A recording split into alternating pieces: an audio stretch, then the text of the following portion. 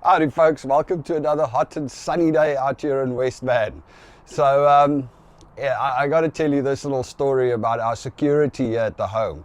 So in the last week or so, obviously, well, I mean, we're going away for 3 weeks or just about. So in the last week or so, we were like, oh shit, well, we need to make sure that the house is secure and safe. Now, I mean, to put it into perspective, after the guy stole the bicycle last time, I put up Ring doorbell cameras on the 2 doors that you can use to enter the house, and I put on 2 extra cameras in the garage and out in the front, just to cover the area so that we get aware, and that's how I actually picked up the other prowler that came around.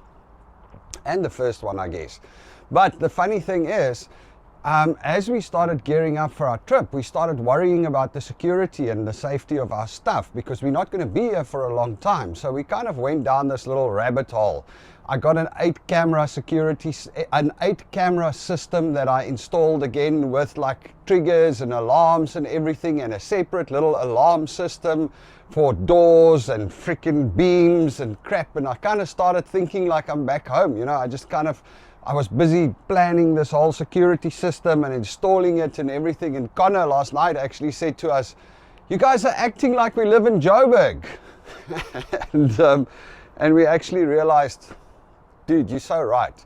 I mean, the reason we moved to Canada is that we don't have to worry about that, because there's not a lot of that happening over here. People don't really come and break in, and house robberies is unheard of. I mean, I suppose there's 1 or 2 here and there, but nothing compared to what happens in Joburg.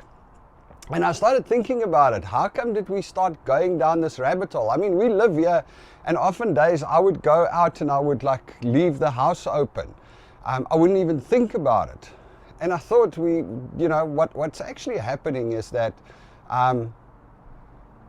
because we're heading back to South Africa, I did make a video the other day about our worries about South Africa and everything. But I think one of the main things are that we are going back to South Africa, and we are getting back into that mindset of alertness, because we have to do that. If you're going to be in South Africa, you need to keep your eyes open, and you need to look at your weak spots, and you need to know where they are, and you need to get stuff ready and prepare for what could come your way. I mean, it's just a way of life in South Africa. I think a lot of people don't realize that, but that is a way of life, which is completely different here.